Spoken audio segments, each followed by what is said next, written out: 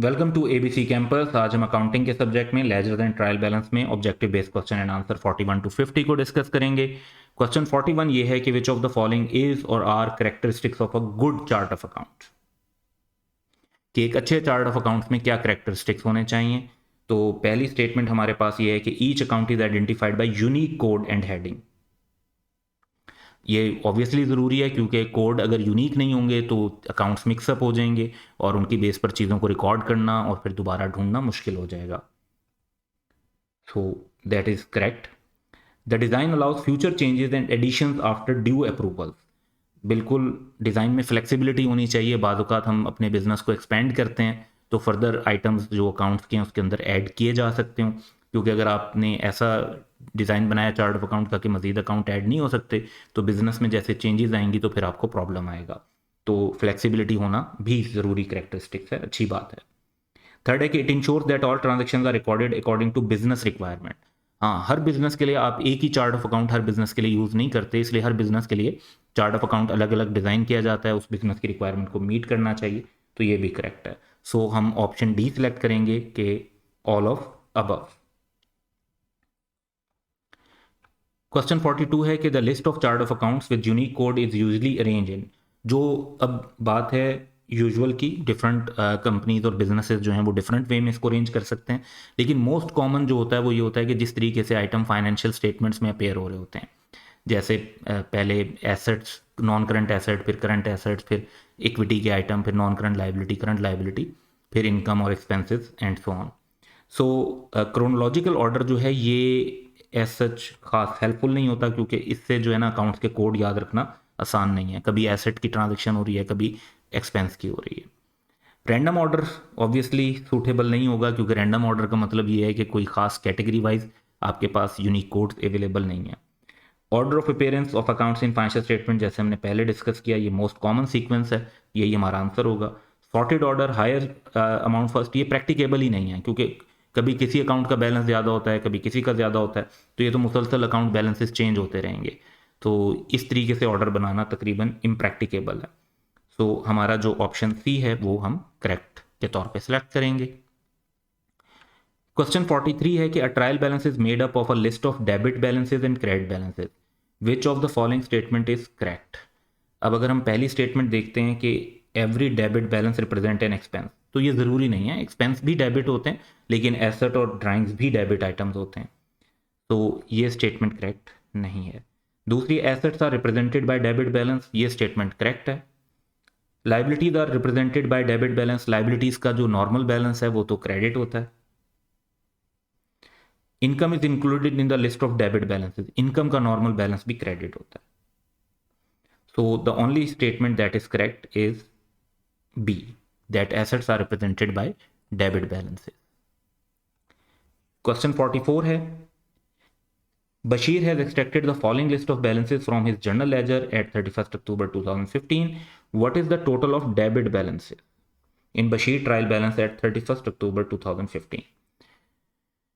तो हम item wise अगर देखते हैं तो सबसे पहले सेल्स का आइटम है। सेल्स तो क्रेडिट आइटम होता है, परचेजेस डेबिट आइटम होती हैं, एक्सपेंसेस भी डेबिट होते हैं, नॉन करंट एसेट्स भी डेबिट होते हैं और ड्राइंग्स भी डेबिट होती हैं। अच्छा, यहाँ पे रिसीवेबल्स दिए हैं, रिसीवेबल्स भी एसेट हैं तो ये भी डेबिट होंगे।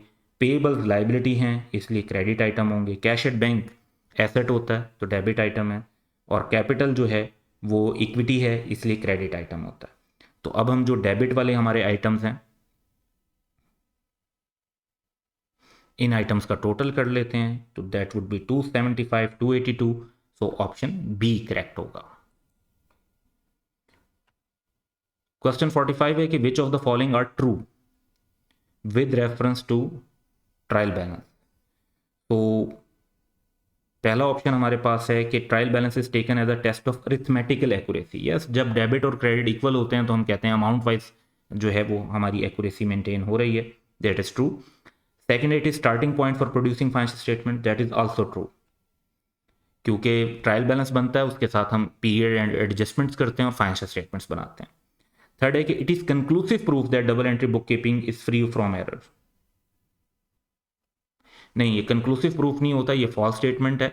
Even if trial balance is tally तो एरर्स पॉसिबल होते हैं, बाज़ एक ट्रांजेक्शन रिकॉर्ड ही नहीं हुई तो ना डेबिट पे फ़र्क पड़ा ना क्रेडिट पे फ़र्क पड़ा, बट देर इज़ एरर। तो फ्री फ्रॉम एरर की एब्सोल्यूट या कंक्लूसिव गारंटी नहीं है। तो हमारा ऑप्शन ए एंड बी सिर्फ करेक्ट है, इसलिए हम ऑप्शन डी को सिलेक्ट करेंगे।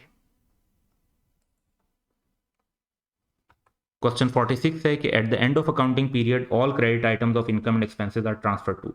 तो जो हम क्लोजिंग एंट्रीज पढ़ते हैं, तो क्लोजिंग एंट्रीज में जितने भी इनकम और एक्सपेंस के क्रेडिट आइटम्स होते हैं वो प्रॉफिट और लॉस में ट्रांसफर कर दिए जाते हैं, और क्रेडिट आइटम्स क्रेडिट साइड पे ट्रांसफर होते हैं, डेबिट आइटम डेबिट साइड पे ट्रांसफर होते हैं। ये स्ट्रेट फॉरवर्ड है। तो हमारे पास जो पहले दोनों ऑप्शन है इनमें तो कैपिटल अकाउंट का लिखा हुआ है, तो ये तो गलत हो जाएगा, क्योंकि प्रॉफिट और लॉस कैपिटल में ट्रांसफर होता है, ड्राइंग्स कैपिटल में ट्रांसफर होती है, इनकम और एक्सपेंसेस पहले प्रॉफिट और लॉस में ट्रांसफर होते हैं। हाँ, अगला स्टेप होता है कि प्रॉफिट और लॉस ने कैपिटल में ट्रांसफर होना है। फिर क्योंकि ये क्रेडिट आइटम्स हैं तो डेबिट साइड वाली बात भी गलत हो जाएगी। हाँ, क्रेडिट साइड ऑफ प्रॉफिट और लॉस पे इनको ट्रांसफर करेंगे। सो ऑप्शन डी हमें सेलेक्ट करना चाहिए।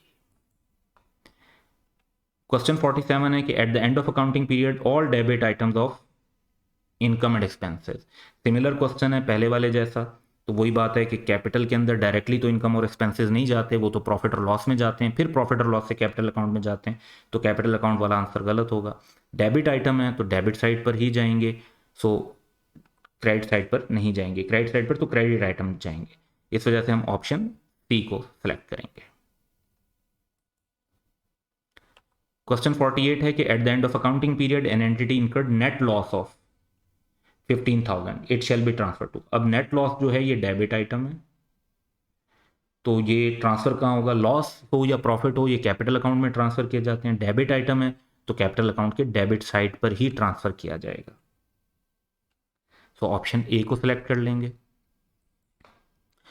इसी तरह क्लोजिंग एंट्रीज में क्वेश्चन 49 है कि at the end of accounting period drawings account का बैलेंस डेबिट होता है, तो ये ड्राइंग्स अकाउंट कैपिटल अकाउंट में ट्रांसफर किया जाता है और डेबिट बैलेंस डेबिट साइड पर ही ट्रांसफर किया जाएगा, तो debit side of capital account हमारा करेक्ट आंसर होगा। तो यही स्टेटमेंट हम मेंशन कर लेते हैं। क्वेश्चन 50 है कि विच स्टेटमेंट इज ट्रू। तो हमारे पास जो पहली स्टेटमेंट है कि debit balance accounts are closed at the end of accounting period while the credit balance accounts are carried forward to next year. ये स्टेटमेंट गलत है। इनफैक्ट अगर हम समराइज करें तो बड़ी सिंपल सी स्टेटमेंट है कि जो अकाउंट क्लोज होते हैं वो हैं इनकम, एक्सपेंस और ड्राइंग्स के, चाहे इनका बैलेंस डेबिट हो चाहे क्रेडिट हो। जैसे ड्राइंग्स और एक्सपेंस का नॉर्मल बैलेंस डेबिट होता है और इनकम का क्रेडिट होता है, तो ये ट्रांसफर होते हैं, क्लोज होते हैं। जबकि एसेट, लाइबिलिटी और कैपिटल के अकाउंट कैरी फॉरवर्ड होते हैं, जिसमें एसेट जो है वो डेबिट होता है, लाइबिलिटीज और कैपिटल क्रेडिट होते हैं। तो डेबिट और क्रेडिट ट्रांसफर या क्लोजिंग के लिए क्राइटेरिया नहीं है, ये क्राइटेरिया जो यहाँ पे मेंशन है। तो बी ऑप्शन है कि credit balance accounts are closed at the end of accounting period while debit balances, तो ये भी गलत हो जाएगा। डेबिट क्रेडिट डिसीजन नहीं होता, टाइप ऑफ अकाउंट कि इनकम, एक्सपेंस, ड्राइंग्स क्लोज होंगे और बाकी कैरी फॉरवर्ड होंगे। सी ऑप्शन है कि income, expense and drawing accounts are closed at the end of accounting period while asset, liabilities and capital accounts are carried forward to next year. ये exactly correct statement है, ये हमारा answer होगा। Last one भी देख लेते हैं। Income, expenses and capital account close नहीं होता, while asset, liabilities and drawings are carried, drawings account carry forward नहीं होता, तो इसमें कैपिटल और ड्राइंग्स वाली बात गलत लिखी हुई थी, बाकी स्टेटमेंट ठीक थी। ऑप्शन सी मुकम्मल तौर पे करेक्ट है, यही हमारा आंसर होगा। And that's all for today. Have a good day.